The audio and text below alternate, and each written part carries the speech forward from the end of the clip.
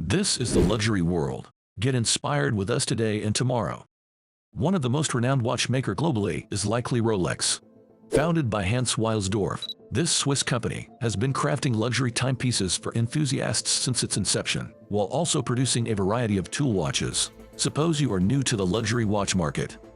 In that case, you will quickly discover that the only way to purchase a brand new Rolex is through official channels known as authorized dealers or AD. Brand prestige and perception resonate so deeply with the emotional part of the brain that logical calculations become secondary. Rolex crafts exceptional, emotionally impactful products that retain their value, making them a sensible choice for those seeking a luxury watch that also offers significant status and recognizability. After saving enough money or receiving a bonus, you might think it is a clever idea to visit an ED to buy a Rolex. However, while you might get lucky and find your desired watch, they will likely inform you that it is for exhibition only and cannot be sold. In this video brought to you by the Luxury World, we will reveal a hidden aspect of the Rolex called the Rolex 70-30 rule and how it impacts your chances of obtaining a coveted Rolex sports model. Join us as we explore why these Rolex watches are so difficult to come by. If you have not subscribed to our channel yet, we highly recommend doing so to stay informed about our upcoming content.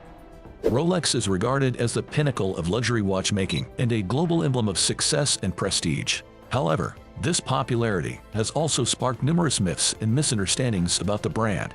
In recent years, Rolex has been refining its retail networks, causing some traders to lose interest in carrying their watches. Over time, investors began to view local, small-scale jewelers with the most aggressive sales tactics as the most vulnerable. This strategy has increased demand, making their products more sought after and driving up their value. Many people buy a Rolex to symbolize their success, using the watch as a representation of their achievements and financial status. The Rolex 70-30 rule is a strategic approach where, for every 70 non-steel models like the Oyster Perpetual sold, dealers are allowed to offer 30 of the highly coveted sports models. You might wonder how these dealers become the go-to spots for Rolex luxury. It is due to a strict contract with Rolex, not just a casual agreement, but a detailed one outlining their rights and responsibilities. Rolex carefully selects who can display their watches, awarding the title of authorized Rolex sellers to a select few who maintain the brand's prestigious image. As prices in the secondary Rolex market decline, the appeal of buying for speculative reasons has diminished. Consequently, more watches are becoming available to collectors who appreciate them for their inherent qualities rather than for potential financial gain. To preserve its exclusivity and high standards, Rolex limits the number of authorized dealers. If you want to purchase one of these highly sought-after watches firsthand, you will need to visit a jewelry store or certified Rolex jeweler. However, Rolex does not grant this title lightly. They enforce rigorous standards, and any retailer that fails to meet them can be removed from the elite network. But do not worry. If one store does not meet expectations, it will not harm the reputation of others in the network, thanks to carefully designed contractual agreements. Let us explore how Rolex and its authorized dealers manage the supply of these highly coveted watches. Each year, dealers must follow Rolex's guidelines, only receiving what Rolex decides to send. You might think that getting on a waiting list at your local authorized dealer brings you closer to your dream watch, but your position on the list may depend on how valuable you are to the dealer. If you have made significant purchases there before, you might move up the list faster. Even with this advantage, predicting when you will get your desired watch is as uncertain as predicting the weather without a forecast. Rolex operates on its own secretive schedule, shipping watches when it chooses. For dealers, receiving their annual shipment from Rolex is a bit of a gamble. They place orders but will not know what's inside until the boxes are opened.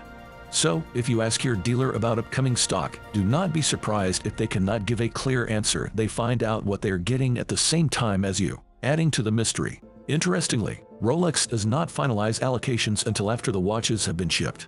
When it comes to stocking luxury watches, dealers are entirely at the mercy of Rolex. Rolex does not guarantee that every dealer's order will be fulfilled, maintaining strict control over the supply process, and dealers have no choice but to accept it. As a result, your trusted dealer is often just as unaware as anyone else until shipments arrive. Calling early to reserve a specific watch is usually ineffective, and if a dealer hopes for a particular model that never arrives, the request simply disappears. Meanwhile, prices in the secondary market may decline. The excitement of flipping Rolex watches for quick profit is waning. Consequently, fewer people are purchasing these watches solely to speculate on their future value. More timepieces are now reaching enthusiasts who appreciate them for their craftsmanship rather than their price.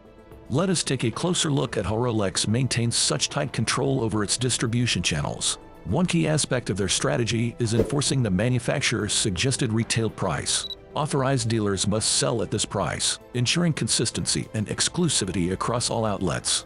Any dealer considering raising prices risks damaging their relationship with Rolex. This pricing policy often leads to discussions and even drama within the industry. Rolex also sets strict expectations for how its jewelers manage their inventory. Dealers are required to keep a specific selection of watches in stock throughout the year, chosen during meetings with Rolex representatives. Maintaining this curated collection is crucial for retaining its status as an official Rolex jeweler. Interestingly, Rolex does not simply monitor things from afar. They reserve the right to conduct surprise inspections, review sales and warranty records, or even perform full inventory checks to ensure that rare models are where they should be. This part of their agreement allows Rolex to closely oversee operations, sparking debate among critics who view the luxury watch world as somewhat mysterious. Additionally, Rolex holds exclusive rights to any watches given to its dealers. If a dealer decides to close down, stop selling Rolex watches, or faces financial issues, they cannot simply sell off their stock elsewhere.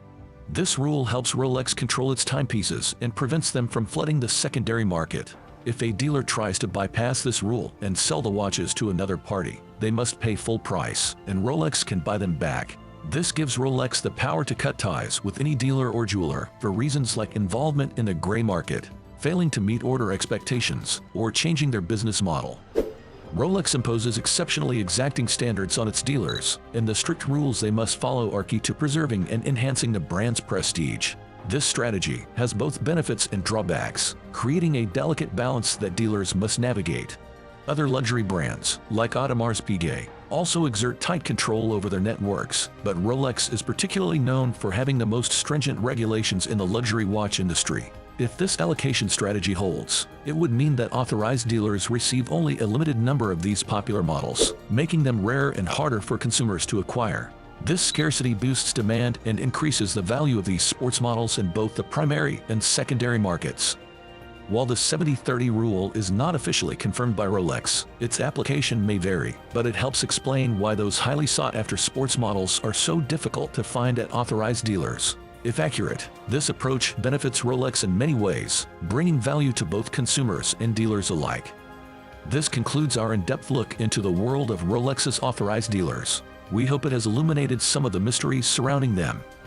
What are your thoughts on the topic we shared in this video? Please let us know by leaving a comment and giving it a thumbs up. Do not forget to subscribe to our channel for future updates. Thank you for watching Luxury World, and we eagerly anticipate your participation in our upcoming videos.